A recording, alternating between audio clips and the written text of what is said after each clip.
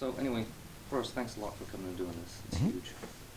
So I was wondering if you could just say a little about your background and, well, before that even, why we're here today, what it is we're trying to do by interviewing you about hookworm therapy. Oh, so I just wanted to give a video testimonial about my experiences with the hookworm therapy and how positive it's been for me. Okay. So, yeah. And was that so other people could be a little more receptive to the idea and maybe gain the benefit, I would imagine? Absolutely. I really think it was hugely beneficial for me and absolutely life-changing, and anything I can do to promote it would be, I think, a good thing. Okay. So. I or anyone else paying you for doing this today? Absolutely. Are you getting any kind of reward for doing it? Absolutely not. Totally volunteer. All right, cool. So if you could talk a little about who you are. People don't know your name yet, and talk about why you did hookworm therapy. Well, my name is Todd Troutman. I work as a Unix sysadmin in Silicon Valley, and I'm originally from the Southeast, and I have had severe allergies all my life, essentially since birth. Not so much food allergies, but anything that's inhaled, any pollen, dust, dogs, animals, that kind of stuff. And I've had immune therapy 3 times. This is the traditional process that the allergists do for you, where they give you some small quantity of the things you're supposedly allergic to based on their test over time, and hope to get you out of any kind of allergic condition through this. As far as I can tell, it had no effect on me at all, and did it for a year each time, 3 times. And every time they tested me for allergies, I was basically allergic to anything they tested me for, to varying degrees of bad. Right. And so I had to, none of that having worked, I had to take large quantities of antihistamines, which I would periodically get totally, what do you call it, when they're no longer effective. Anyway, they would, yeah, it's kind of like an immunity, but like a tolerance. Oh, okay. To look to large quantities of them. So I had to switch around which drugs I was taking. I've taken drugs that have been pulled off the market for being excessively dangerous, like Seldane. I spent almost all of my high school years in just an absolute fog from the traditional antihistamines. Yeah, and it basically never got better. I actually got some relief anytime I'd move. So that resulted in me basically having a completely nomadic lifestyle to constantly stay on the run and constantly be in new climates so that I could be somewhat functional.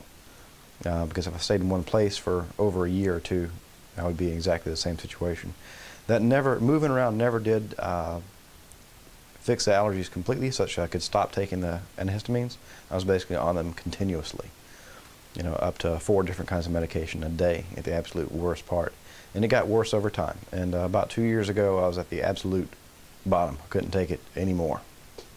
And a friend of mine said I should read this article on a website called K5.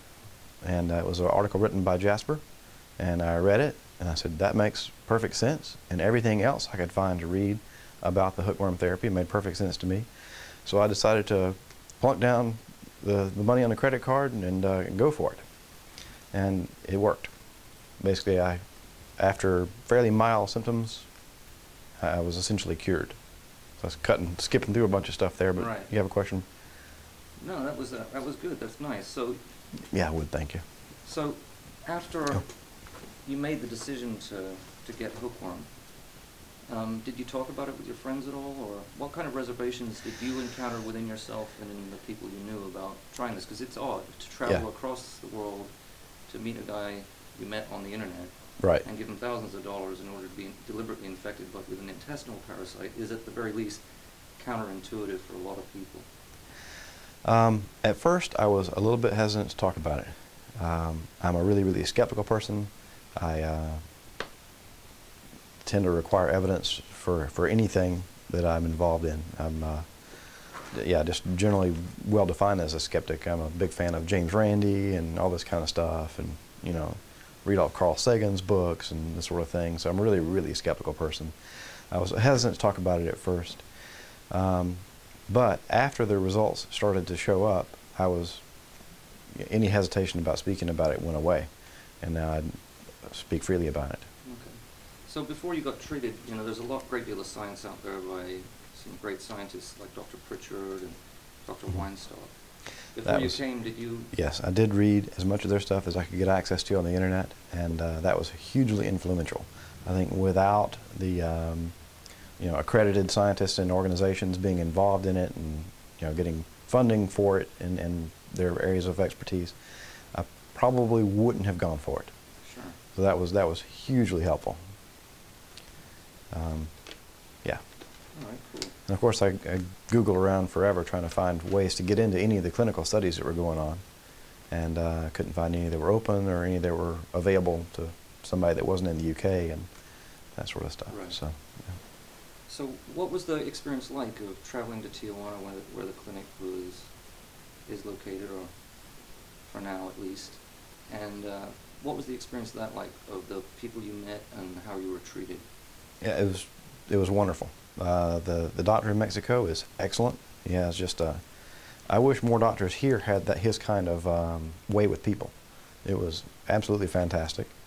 The facility was nice. It's brand new. It's like a house. It's essentially looks brand new to me. I guess it was built recently. Or, yeah. Tijuana, of course, put me off because it's a border town, and I'd heard nothing but horror stories about border towns. But I had been in Mexico once before, in Baja, and I decided to go for it. And I actually was really pleased with Tijuana and Mexico in general. It wasn't that bad at all. I had one of the best meals I've ever had there at their Brazilian barbecue place. That was really fantastic, and it was in Tijuana. It was probably one of the top 5 meals I've ever had. It was wonderful. That was a good night. Yeah. Let's see. So you got the hookworm. So do you want to talk a little about the actual treatment? Because I think there's not a lot of people have been deliberately infected with hookworm before. Could you talk a little about the process, what it was like, what actually happened, what it felt like, what your experience of it was? Absolutely. That produces an itch within about 10 minutes or so, or some amount of time.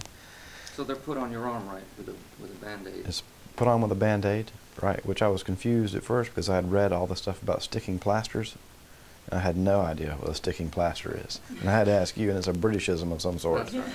And I'm thinking like a plaster, like a cast. Right. Like, what the heck is this? But it's a Band-Aid. They mean Band-Aid. So I'm sure everybody that reads that in the States is completely confused by it.